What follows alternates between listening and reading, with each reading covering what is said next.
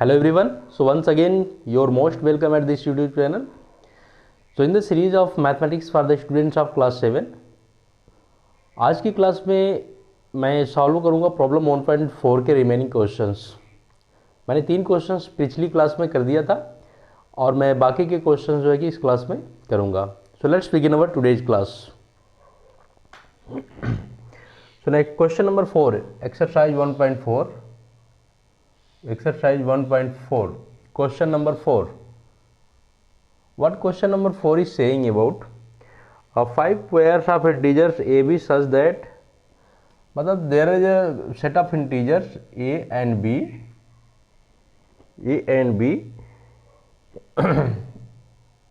a is divided by b should be -3. Okay, should be -3. One such pair is इतना, one such pair is 6 -2।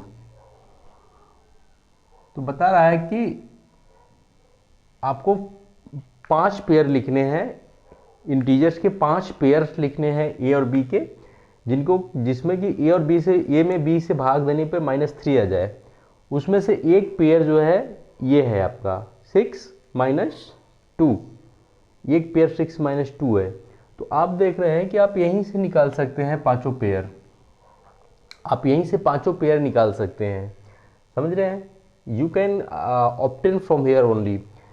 जैसे कि पहला pair ये दिया हुआ है, तो दूसरा पेयर क्या होगा, इसको मान लीजिए यूनिटी। दूसरा पेयर आपका हो जाएगा 6 × 2 = 12 और -2 × 2 = -4। इसको भी आप भाग देंगे तो आपको -3 ही मिलेगा। तो आपका दूसरा पेयर हो गया, आपका दूसरा पेयर फिर हो जाएगा यहाँ पे, या पहला पेयर इसमें हो जाएगा फिर 12 - 4, 12 - 4 हो जाएगा। ठीक है, इसी सिलसिले में आप आगे बढ़ते जा सकते हैं। आप पाएंगे तीसरा क्या हो जाएगा। फिर तीसरा आप देखिए, इसमें 6 में 3 से गुणा कर दीजिए तो 18 आ जाएगा, और इसमें -2 में 3 से गुणा कर दीजिए तो आपका कितना आ जाएगा -6। तो ये भी हो जाएगा, इसको भी भाग देंगे तो आपका दूसरा हो गया फिर 18 -6। इसी सिलसिले में 6 का टेबल पढ़ते जाओ, अपने आप होता जाएगा। यहाँ पे 6 का टेबल पढ़ते जाओ, यहाँ पे 2 का टेबल पढ़ते जाओ। अब यहाँ पे देखिए 6 × 2 = 12, क्योंकि 6 दिया हो 6 1 जा नहीं लेंगे, 6 × 2 = 12, 6 × 3 = 18, 6 × 4 = 24, और यह 2 × 4 = 18। ठीक है, ये तीसरा हो गया। चौथा हो जाए 6 × 5 = 30, और ये हो जाएगा 2 × 5 = -10।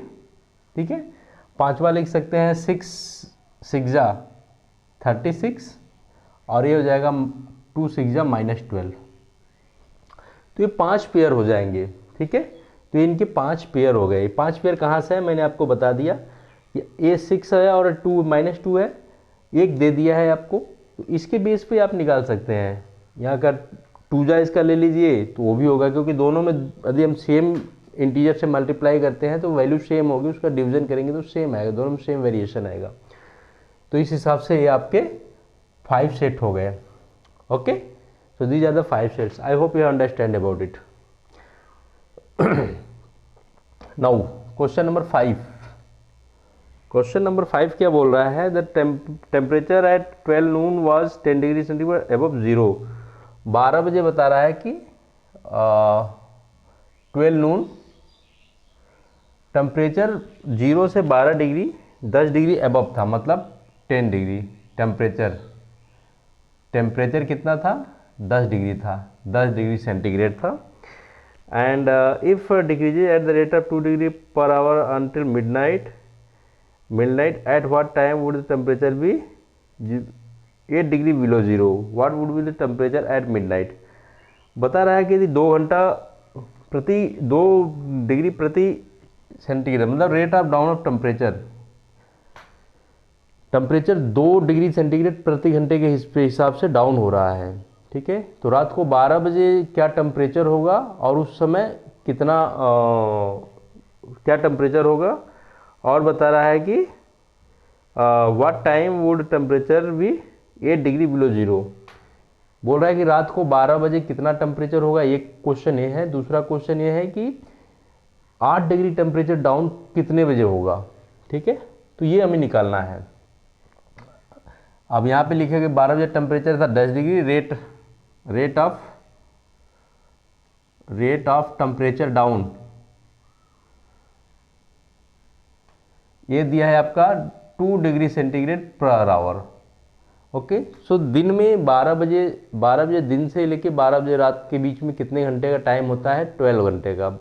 यदि आपका 12 बजे 10 डिग्री सेंटीग्रेड टेम्परेचर है, ठीक है, 12 बजे 10 डिग्री टेम्परेचर है, तो रात को 12 बजे कितने डिग्री टेम्परेचर होगा, इस हिसाब से आप देखेंगे। यदि रात आप देखेंगे 12 बजे का आप मान लीजिए 12 बजे को आप सपोज कर लीजिए कि आपका एक तरह से जीरो मान लीजिए यहाँ पे। यदि हम इसको जीरो से डिनोट करें, ठीक है, एक टेम्परेचर को हम एक लाइन बना लेंगे इस पे, ठीक है, तो यहाँ पे मान लीजिए कि 12 बजे है 12 नून। इस समय टेम्परेचर क्या है, इस समय टेम्परेचर है 12 नून पे टेम्परेचर है आपका 10 डिग्री सेंटीग्रेड, ठीक है, 12 नून पे 10 डिग्री सेंटीग्रेड है। और इसका जो है कि हर घंटे में 2-2 डिग्री डाउन हो रहा है, 2-2 डिग्री, पहले में 2, 4, 6, तीसरे पहले घंटे में 2, दूसरे घंटे में 4, 6, 8, 10, 12, ठीक है, 14, 16, कितने घंटे हो गए, 1, 2, 3, 4, 5, 6, 7, मतलब यहाँ पे जो है कि, तो आई थिंक यहाँ पे आप 12 नून लिखिए, यहाँ पे 12 नून लिखेंगे तो यहाँ से आपको कैलकुलेशन में आसानी रहेगी। 12 नून पे यहाँ का टेम्परेचर था 10 डिग्री सेंटीग्रेड था, इसको जाने दीजिए, 12 नून पे टेम्परेचर 10 डिग्री सेंटीग्रेड था, 10 डिग्री सेंटीग्रेड। फिर उसके बाद हर एक घंटे में 1, 2, 3, 4, 5, 6, 7, 8, 9, 10, अब देखिए ये हो जाएगा 24, 11, मतलब यहाँ से यहाँ आने में कितने घंटे हुए, 1 घंटा, 2 घंटा, 3, 4, 5, 6, 7, 8, 9, 10, 11 घंटे होंगे। 12 बजे दिन के बाद से 12 बजे टेम्परेचर था आपका 10 डिग्री सेंटीग्रेड, फिर रात को मिडनाइट पहुँचने में उसको 11 घंटे लग रहे हैं, ठीक है, 11 घंटे लग रहे हैं वहाँ पहुँचने में, क्योंकि 12 को आप छोड़ दो, यहाँ आपका 12 को छोड़ दोगे तो आपको 11 घंटे और लगेंगे, तो टोटल 12 घंटे, तो आपको जो है कि 11 घंटे लग रहे हैं। तो बता रहा है, अब देखो 2 डिग्री के हिसाब से डाउन हो रहा है टेम्परेचर, ठीक है, 2 डिग्री के हिसाब से टेम्परेचर डाउन हो रहा है, तो रात को 12 बजे टेम्परेचर कितना हो गया, 24 डिग्री सेंटीग्रेड, ठीक है। अभी 8 डिग्री सेंटीग्रेड टेम्परेचर कितने बजे होगा, 8 डिग्री सेंटीग्रेड कितने बजे होगा, अब देखो यहाँ 12 था, 1, दोपहर का 1, 2, 3, 4, तो 4 बजे, सो 8 डिग्री टेम्परेचर कितने बजे होगा, 4 PM, ठीक है, 8 डिग्री टेम्परेचर होगा 4 PM में। और मिडनाइट, दिस इज मिडनाइट में टेम्परेचर कितना हो जाएगा, -24 डिग्री सेंटीग्रेड। तो आई होप आपको समझ में आ चुका होगा। तो यही है क्वेश्चन नंबर 5। ये लाइन नंबर के हिसाब, नंबर लाइन के ऊपर आप इसको प्लॉट करके आराम से समझ सकते हैं। 8 डिग्री टेम्परेचर माइनस कब होगा, 4 बजे, और मिडनाइट में टेम्परेचर कितना होगा, -24 degree centigrade. Okay, take a screenshot immediately.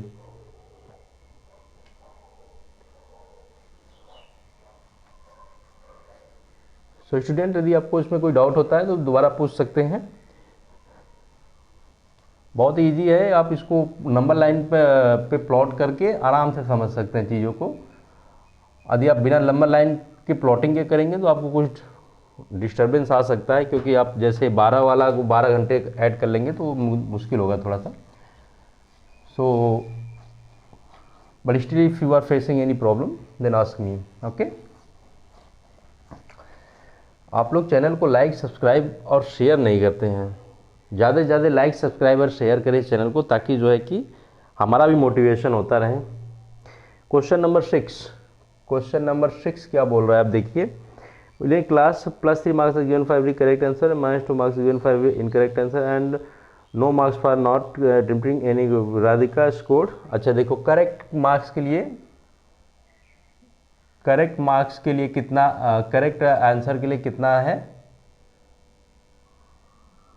Correct answer के लिए है +3 मार्क, +3 मार्क है। और इनकरेक्ट आंसर के लिए, इनकरेक्ट आंसर के लिए कितने मार्क्स है,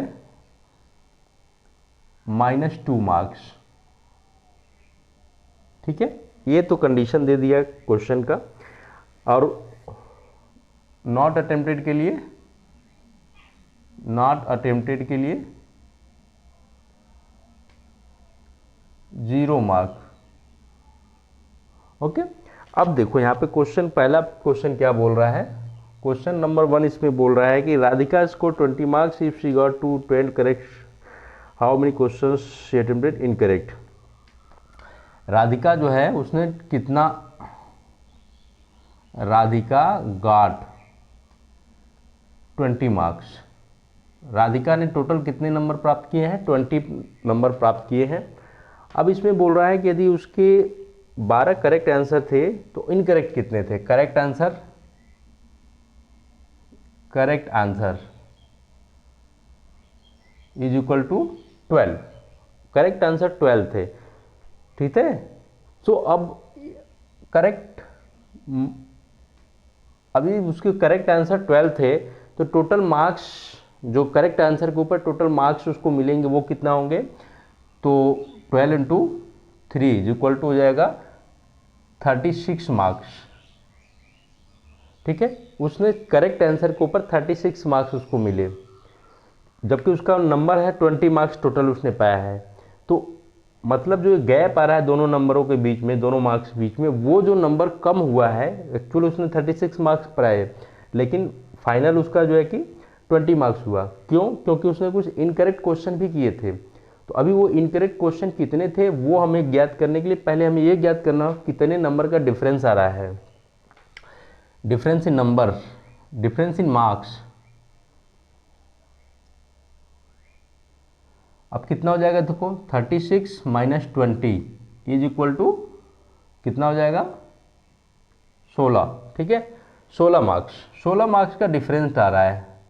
तो अभी आप देख रहे हो कि 1 मार्क्स पे उसको 2 नंबर कट हो रहे हैं।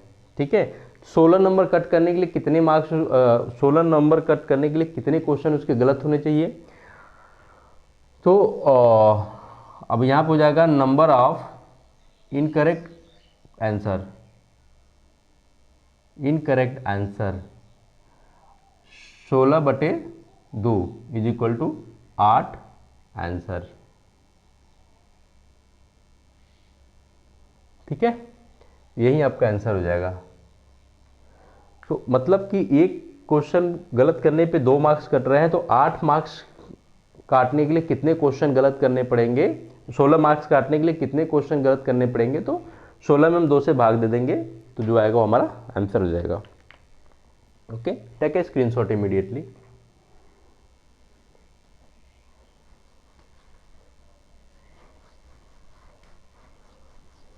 Next question, question number 7। Next question है क्वेश्चन नंबर 7, और ये लास्ट है, इस एक्सरसाइज का लास्ट क्वेश्चन है। इसके बाद आप लोगों का ये चैप्टर कंप्लीट हो जाएगा, और अब अगली क्लास में हम आपको पढ़ाएंगे chapter number 2। Chapter number 2 start करेंगे। आप चैप्टर नंबर 2 को एक रफली देख लीजिएगा, एंड चैप्टर नंबर 1 में कोई डाउट्स है तो उसे हमसे पूछ लीजिए।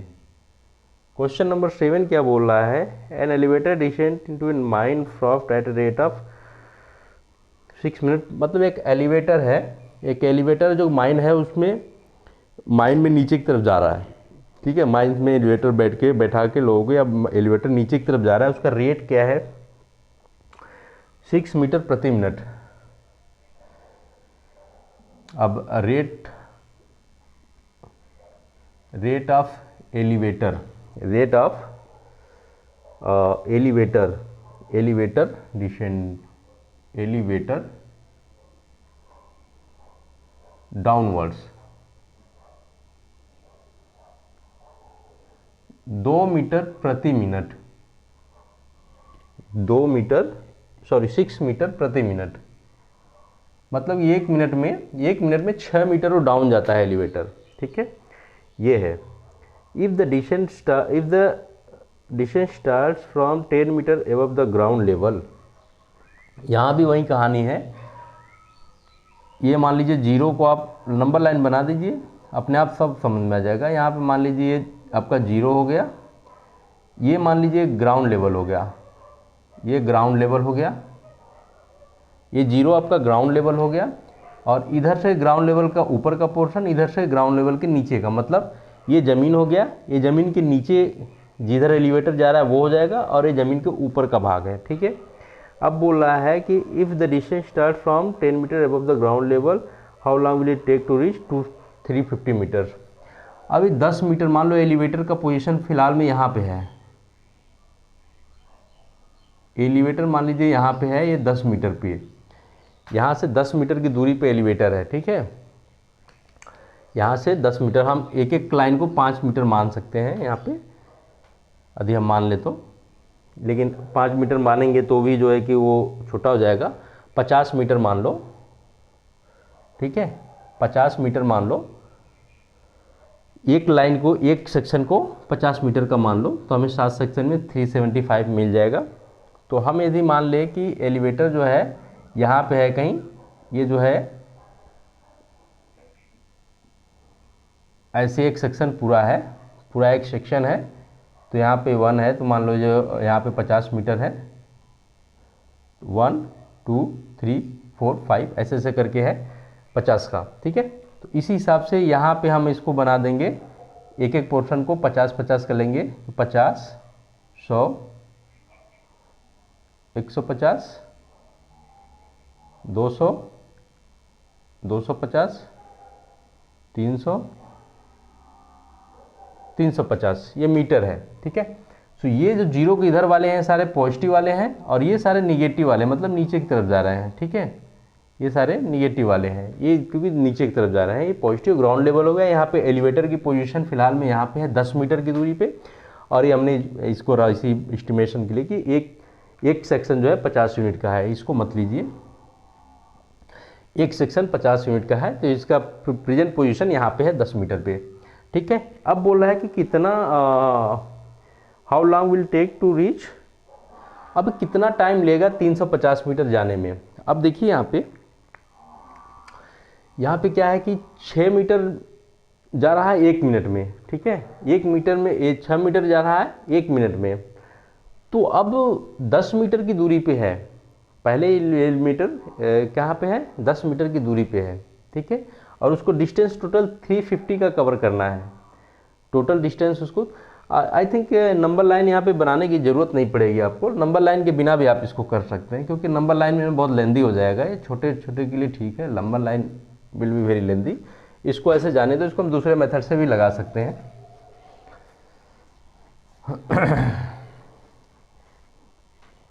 दूसरे मेथड से भी लगा सकते हैं। तो यहाँ पे 1 मिनट में जा रहा है 6 मीटर। ठीक है, 10 मीटर की दूरी पे है, टोटल डिस्टेंस कितनी हो जाएगी, टोटल डिस्टेंस कितनी हो जाएगी, टोटल डिस्टेंस हो जाएगी, देखो 350 मीटर, तो उसको चलना है नीचे की तरफ, कहाँ बोल रहा है, -350 में जाना, -350 मीटर जाना है, मतलब ग्राउंड लेवल से, माइनस का मतलब ग्राउंड लेवल से नीचे, इतना मीटर उसको नीचे से जाना है। ठीक है, ग्राउंड लेवल से नीचे जाना है, और फिर उसके बाद इसमें कितना आप जोड़ दोगे, अब उसकी पोजीशन जो एलिवेटर की ऑलरेडी कहाँ पे है, उसकी पोजीशन ऑलरेडी 10 मीटर हाई है, तो उसको जोड़ दो इसमें, टोटल डिस्टेंस पता चल जाएगा। तो आप देखोगे कि यदि उसको -350 मीटर नीचे जाना है, ठीक है, -350 मीटर नीचे उसको जाना है, प्रेजेंट पोजीशन से, जहाँ पे भी एलिवेटर है, तो एक्चुअल में उसको फिर कितना चलना पड़ेगा, minus 250 metre, 340 metre, minus 340 metre, क्योंकि आपने 10 मीटर को इससे माइनस कर दिया। ठीक है, 10 मीटर ऑलरेडी ऊपर है, वो भी जब डाउन हो रहा है तो वो भी तो निगेटिव काउंट होगा ना, जहाँ पे एलिवेटर पोजीशन वहाँ से जब डाउन हो रहा है तो नेगेटिव काउंट होगा वो। ठीक है, तो वो भी नेगेटिव काउंट होगा उसमें। तो इस तरह से आप देखेंगे कि वो जो है कि उसको माइनस 340 मीटर चलना पड़ेगा। अब एक मिनट में कितना वो चल रहा है, 6 मीटर चल रहा है, 1 मिनट में 6 मीटर चल रहा है, तो टोटल टाइम कितना लगेगा, टोटल टाइम।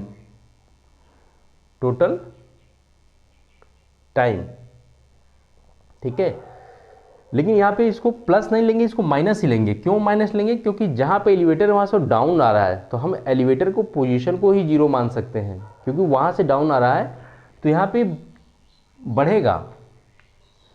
350 मीटर तो नीचे है, प्लस 10 मीटर और ऊपर का उसको भी हम जोड़ लेंगे तो यहाँ 360 हो जाएगा आपका टोटल 360 मीटर उसको चलना पड़ेगा।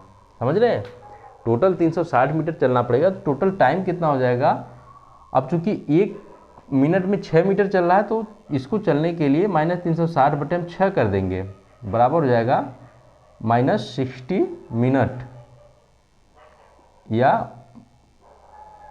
अब यहाँ माइनस, समय को माइनस प्लस में नहीं ऐड किया जाता, समय को माइनस या प्लस हो, समय ही होता है, तो यहाँ हम माइनस हटा देंगे। ये तो केवल डायरेक्शन को शो करने के लिए यहाँ पे साइन लगाया गया है, अदरवाइज यहाँ पे डायरेक्शन का शोइंग के लिए नहीं होता, तो इसका प्लस माइनस का यहाँ पे कोई मतलब नहीं है।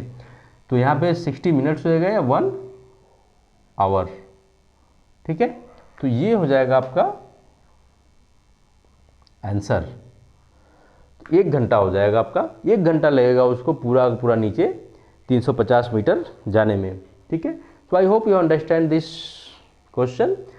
इसके बाद भी आपको कोई डाउट्स है तो आप मुझसे कमेंट सेक्शन में पूछ सकते हैं। So this is all for today's class and students, I hope you are learning something from this classes and if still you are getting any doubts, any problems in solving any types of questions from your textbook, then you are most welcome at this channel. हमारे comment section में आप comment करिए, बताइए, मैं वहाँ पे solve करूँगा। और मेरी तरफ से जो रिक्वेस्ट है वो यही है कि इस चैनल को, चूँकि हम भी तैयारी करके परिश्रम करके आप लोगों के लिए कुछ प्रोवाइड कर रहे हैं, सो हम भी चाहते हैं कि आप हमारे चैनल को ज़्यादा से ज़्यादा लोगों के पास शेयर करें, आप सब्सक्राइब कराएँ और लाइक करें, ताकि हम भी मोटिवेशन फील करें और जो है कि और अच्छे से आपको पढ़ाने की कोशिश करें। So thank you very much for watching this video.